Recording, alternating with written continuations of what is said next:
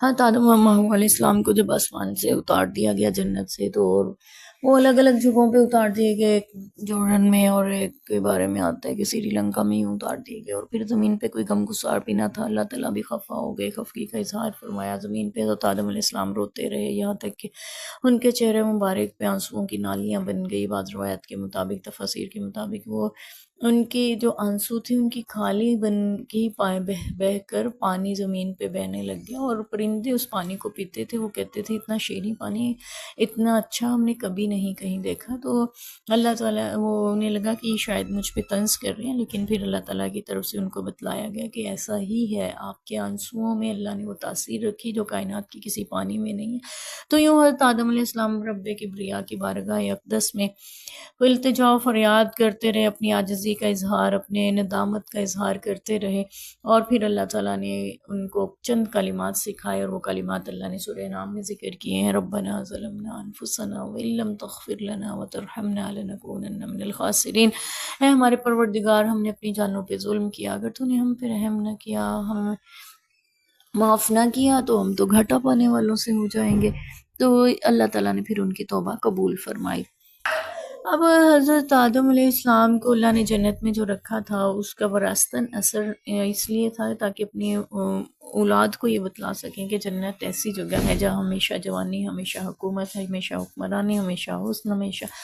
ہر نعمت عبدالآباد اللہ تعالیٰ نے فرمائی ہے۔ وہاں کسی نعمت کو کوئی زوال نہیں ہے، اور انسان یہ سب کچھ دنیا میں چاہتا ہے، وہ چاہتا ہے کہ ہمیشہ اس کی جوانی رہے، ہمیشہ حسن رہے، ہمیشہ دولت رہے، ہمیشہ حکمرانی رہے، کوئی اور اگر ہو بھی تو اس کے ماتحت ہو، کوئی وہ اس کو سراہتا ہو، اس کی تعریف کرتا ہو، اس سے محبت عقیدت کی اظہار کرتا ہو۔ ایسا اس لیے ہے کہ یہ وراثتاً اما ہوا آدم علیہ السلام سے ہمیں منتقل ہوتا ہے۔ خواتین چاہتی ہیں ان کے سر کے بال، سر کی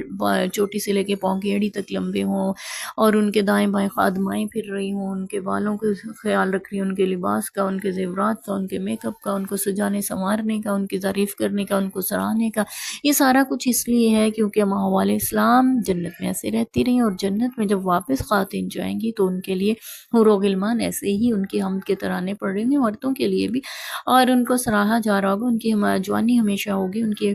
وہاں پہ حکومت ہمیشہ ہوگی، ان کا حسن ہمیشہ ہوگا، عبدالآباد ہر نعمت ہوگی، اس کو کبھی زوال نہیں ہوگا۔ ہم یہ دنیا میں چاہتے ہیں، اللہ نے سب جنت میں تیار کر رکھا ہے، اللہ ہمیں وہاں یہ حاصل کرنے والا بنائے، وہاں کے لیے محنت کرنے والا بنائے۔ تو پھر اللہ تعالیٰ نے جب اما حوا آدم علیہ السلام کی توبہ قبول کی، تو میدان عرفات میں ان کے بارے میں آتا ہے کہ وہ عرفات میں جا کے ان کی توبہ قبول ہوئی، اور آج بھی حجاج کرام جب میدان عرفات میں جاتے ہیں، حج پڑھتے ہیں، پڑھا جاتا ہے یعنی اس میدان میں، تو حج کا خطبہ دیا جاتا ہے، تو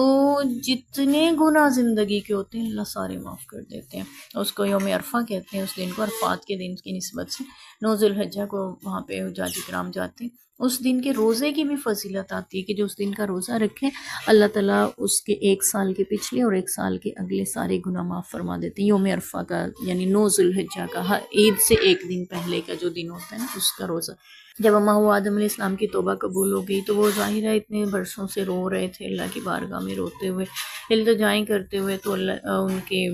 صورت جو ہے وہ بے رونق رنگت ہو گئی تھی، کھائے پیے کا، کھانے پینے کا، کوئی اپنا خیال رکھنے کا ہوش نہیں تھا، تو وہ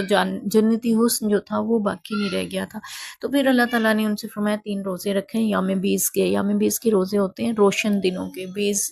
عربی میں سفید انڈے کو بھی کہتے ہیں، سفید کو بھی، اور چاند کے وہ دن جس میں وہ مکمل ہوتا ہے، یعنی 13، 14 اور 15، یہ روشن ہوتے ہیں، یہ دن روشنی پھیلی ہوتی چاند کی، تو ان دنوں کے روزے رکھنے کا حکم دیا۔ یہ شریعت آدم علیہ السلام میں تھے۔ انہوں نے پہلا روزہ رکھا، اللہ تعالیٰ نے ان کی طاقت بحال کر دی، پھر دوسرا رکھا، حسن بحال ہو گیا، پھر تیسرا روزہ رکھا تو اللہ نے پہلے سے زیادہ خوبصورتی اور سب کچھ عطا کر دی، واللہ عالم۔ یعنی بہرحال یہ 3 روزے ان کی سنت ہے۔ اور پھر یہ بھی بعض لوگوں کے نزدیک یہ ایک روایت بھی پائی جاتی ہے کہ حضرت آدم علیہ السلام کی توبہ جو ہے وہ نبی پاک صلی اللہ علیہ وسلم کے وسیلے سے قبول ہوئی، یعنی انہوں نے کہا کہ اللہ آپ کو محمد صلی اللہ علیہ وسلم کا واسطہ میری توبہ قبول فرمائیں، تو اللہ نے فرمایا کہ تمہیں کیسے پتا کہ محمد صلی اللہ علیہ وسلم کا؟ انہوں نے کہا جب میں نے آنکھ کھول لی، آپ نے مجھے تخلیق کیا اور مجھ میں روح پھونکی، تو میں نے پہلی نظر عرش پہ پڑی تو وہاں پہ لا الہ الا اللہ محمد الرسول اللہ لکھا تھا، یعنی لفظ اللہ کے نام کے ساتھ